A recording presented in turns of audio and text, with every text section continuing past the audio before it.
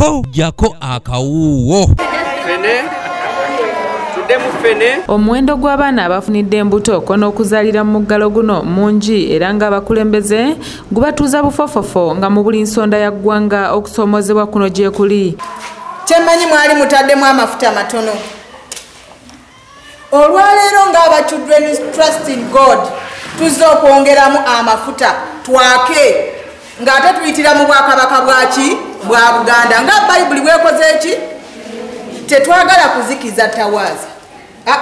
Twagala kutwala ekyo nga Bayibuli wekoze eki wekyogedde. Kati nno mu kaweefube ow'okudduukirira abo abakoseddwa embeera eno mu bitundu eby'ekyaggwe, ekitongole ekivunaanyizibwa ku byenjigiriza mu ssaza lino nga bali wamu n'ekitongole ki Trust in God okuva e Lugazi badduukiridde abaana ab'obuwala abafunidde obuzibu buno mu muggalo guno nga basomesa ebyemikono ku bwereere era ng'ababananywa mu bannabwakendo bakuwa bwa saaluuni ssaako n'okubatandikirawo emirimu egy'enjawulo okusinziira mu ebyo bye banaabeera bakuguseemu. Manyi muli baana bato.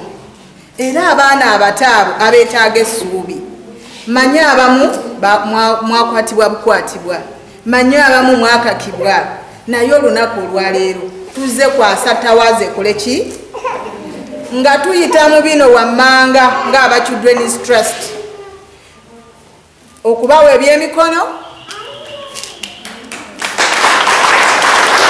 Omusawo Ruth Kabejja nga yatwala ekitongole ki Trust in God wabadde asinkanya abaana ab'obuwala bano ku ssomero lya Canaan Primary School ekiyindi mu disitulikiti y'e Buikwe abasabye okukomya okwekubagiza balowooze ku ssuula empya olw'ensonga nti okuzaala si yebeera enkomerero. Mubeere nga musobola okufuna skills ezo ez'emikono. Manyi abamu bagamba zakatala kange kazikira era nakazaayo nedda tuyimuke. Olwaleero omukyala y'omu awadde obweyamu okutraininga abaana bonna abadde embuto ebyenviiri ebyebyalaani n'ebyesimanyi. Sebe ekintu kikazi kubanga Ssekiboobo yamugamba nti 10 nga batono. Sebe ku lipoota yange mu Kiyindi mukka abaana abalina embuto nga bazaala ne kati abali dyu abali ku ebitabo byange bakyalako mu ddwaliro tulinamu abaana 8.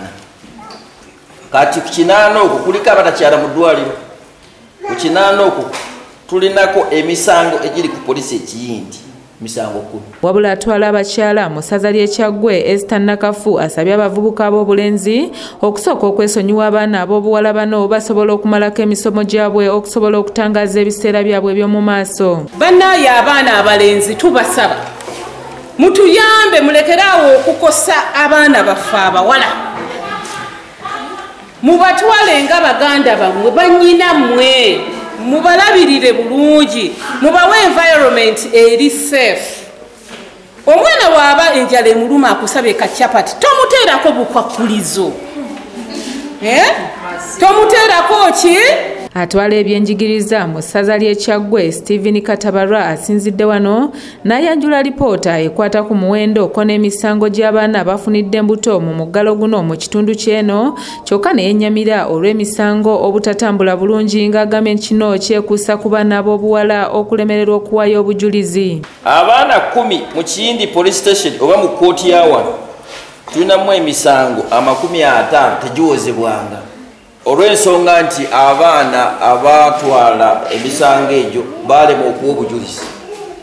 Gavumenti yabadde eporopozinga emisango 7 naye mu buwa obujulizi gavumenti yagambye yaleese eddole nti omwana bw'anaaba obujulizi ajja kukozesa ddole nti bw'anaakozesa ddole netunagindewaayo nti awo twegatta oba simanyi oba ddole neekola ekyo oba neekola etya ekyo nange kikitegeere.